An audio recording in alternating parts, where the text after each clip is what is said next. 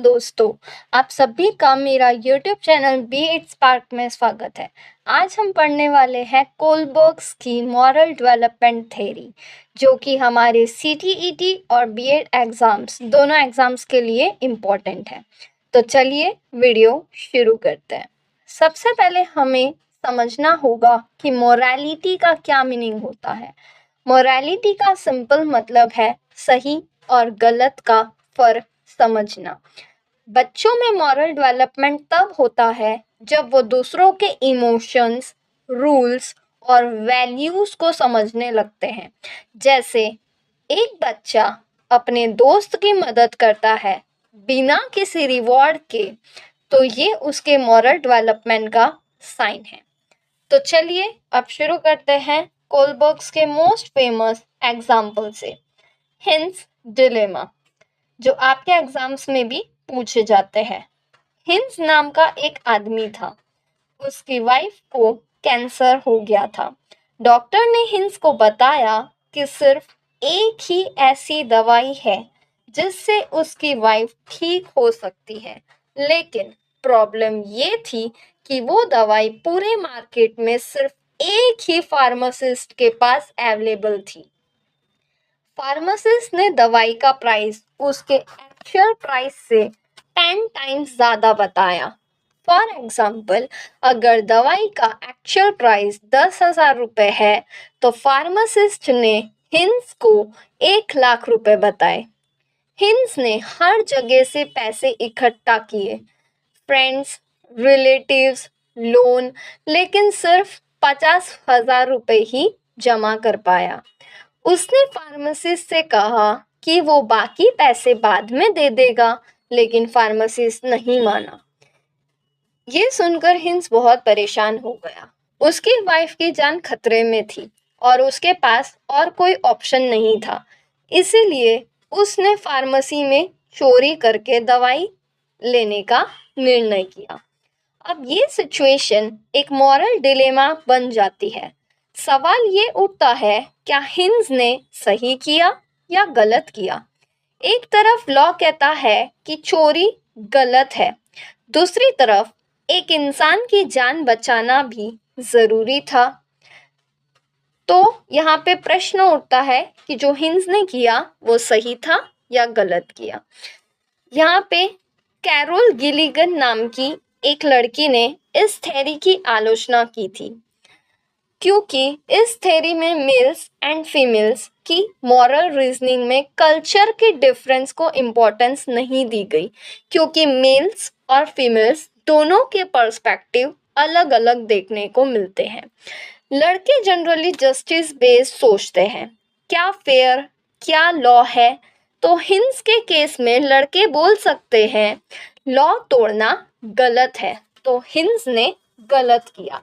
और लड़कियां जनरली ज्यादा केयरिंग और रिलेशनशिप को इम्पोर्टेंस देती हैं, तो वो बोल सकती है उसकी वाइफ की लाइफ इम्पोर्टेंट है, उसे बचाना चाहिए। तो हिंस ने जो किया वो सही किया। कोलबर्ग ने इस एग्जाम्पल का यूज किया ताकि वो जान सके कि लोग इस सिचुएशन को कैसे जज करते हैं और उससे वो उनका मॉरल स्टेज डिसाइड करते हैं। कोलबर्ग्स मॉरल डेवलपमेंट के 3 लेवल्स होते हैं। हम तीनों के बारे में पढ़ेंगे। फर्स्ट होता है प्री कन्वेंशनल, सेकंड होता है कन्वेंशनल और थर्ड होता है पोस्ट कन्वेंशनल। इन तीनों लेवल्स के दो दो स्टेजेस है जो हम आगे के स्लाइड्स में डिस्कस करेंगे। Pre conventional level. Pre conventional level में बच्चा सोचता है कि पनिशमेंट मिलेगी या रिवॉर्ड मिलेगा। फॉर एग्जाम्पल, हिंस को जेल जाने का डर है। यहाँ हमने जो एग्जाम्पल लिया है हिंस का, उसको जेल जाने से डर लग रहा है। क्यों? क्योंकि दवाई चुराना लॉ के अगेंस्ट है, इसीलिए दवाई नहीं चुरानी चाहिए, ऐसा हिंस सोच रहा है। सेकंड केस है कन्वेंशनल। लोग सोचते हैं कि समाज क्या सोचेगा। फॉर एग्जाम्पल, हिंस को दवाई चुरानी चाहिए क्योंकि वो एक अच्छा पति है और लॉ किसी की जिंदगी बचाने से ज्यादा इम्पोर्टेंट नहीं है, इसीलिए वो यहाँ पे सोच सकता है कि उसे दवाई चुरानी चाहिए। थर्ड है पोस्ट कन्वेंशनल थिंकिंग, अपने एथिकल प्रिंसिपल्स की अकॉर्डिंग डिसीजन लेना। फॉर एग्जाम्पल, लॉ इम्पॉर्टेंट तो है, लेकिन जब लॉ ह्यूमन लाइफ के खिलाफ हो तो उसे तोड़ देना जस्टिफाइड है। तो यहाँ पे अगर वो अपनी वाइफ की लाइफ बचाने के लिए अगर चोरी करता भी है तो वो जस्टिफाइड है। तो आई होप आपको ये तीनों लेवल्स अच्छे से समझ आए हो। तो आइए इनके स्टेजेस के बारे में समझते हैं। जैसा कि हमने प्रीवियस स्लाइड में देखा कि प्री कन्वेंशनल लेवल मोस्टली 6 से 9 साल के बच्चों में देखी जाती है। बच्चे अपने डिसीजंस पनिशमेंट के डर या रिवॉर्ड के लालच में लेते हैं। इसमें 2 स्टेजेस आती है। पहले हम डिस्कस करते हैं stage 1। Stage 1 obedience and punishment oriented होती है।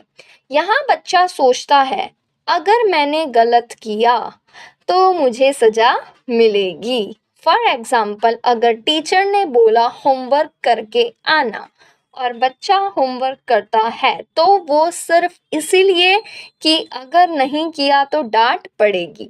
तो बच्चा अगर डिसीजन लेता है ये सोचकर कि अगर मैंने होमवर्क नहीं किया तो मुझे पनिशमेंट मिलेगी, तो वो कौन सी स्टेज हो गई? वो हो गई स्टेज 1। स्टेज 2 की बात करते हैं। स्टेज 2 बात करता है इंडिविजुअलिज्म एंड एक्सचेंज की। मतलब आप जैसा करोगे आपके साथ वो बच्चा वैसा ही करेगा, जैसे को तैसा भी इसे कहा जाता है। इसमें बच्चे सोचते हैं मुझे क्या मिलेगा अगर मैं ये काम करूँ तो। फॉर एग्जाम्पल, अगर बच्चा कह रहा है मैं अपना लंच तुम्हें तब दूंगा अगर तुम मुझे अपनी पेंसिल दोगे, तो वो बच्चा अपने फायदे की सोच रहा है। ये स्टेज 2 में आता है। एक और एग्जाम्पल हम लोग ले लेते हैं। फॉर एग्जाम्पल, अगर एक बच्चे ने दूसरे बच्चे की पेंसिल तोड़ दी तो दूसरा बच्चा भी उसका पेज फाड़ देगा। तो जो जैसा करेगा उसके साथ वो बच्चा वैसा ही करेगा। ये स्टेज 2 में आता है, इंडिविजुअलिज्म एंड एक्सचेंज में। नेक्स्ट लेवल की हम बात करते हैं कन्वेंशनल लेवल। ये स्टेज नॉर्मली 10 से 15 साल के स्टूडेंट्स में होती है। इसमें समाज और रूल्स को इम्पोर्टेंस दी गई। स्टेज 3 में बात की जाती है good boy and good girl की। इस स्टेज में लोग सोचते हैं कि मैं कैसे एक अच्छा लड़का या लड़की दिखूं। एग्जाम्पल, हिंस के केस में हिंस ने दवाई चुराई क्योंकि वो एक अच्छा पति बनना चाहता था। दूसरों की, सोसाइटी की, समाज की नज़र में वो एक रिस्पॉन्सिबल हस्बैंड दिखना चाहता था। स्टेज 4 की बात करते हैं मेंटेनिंग सोशल ऑर्डर। यहाँ पे जो लोग होते हैं वो लॉ और रूल्स को ब्लाइंडली फॉलो करते हैं, क्योंकि अगर सब लॉ तोड़ने लगे तो सोसाइटी का क्या होगा। फॉर एग्जाम्पल, एक स्टूडेंट बोलता है चोरी चाहे किसी भी वजह से हो वो गलत ही है, हिंस को जेल मिलनी चाहिए। तो यहाँ पे वो ये नहीं देखते कि किस इंटेंशन के साथ उसने चोरी की थी। चोरी करना गलत बात है और उसको लॉ के अकॉर्डिंग जेल मिलनी चाहिए। तो ये लोग आते हैं 4th स्टेज। ये 4th स्टेज जो है वो लॉ फॉलोइंग स्टेज है। नेक्स्ट बात हम करते हैं पोस्ट कन्वेंशनल लेवल की।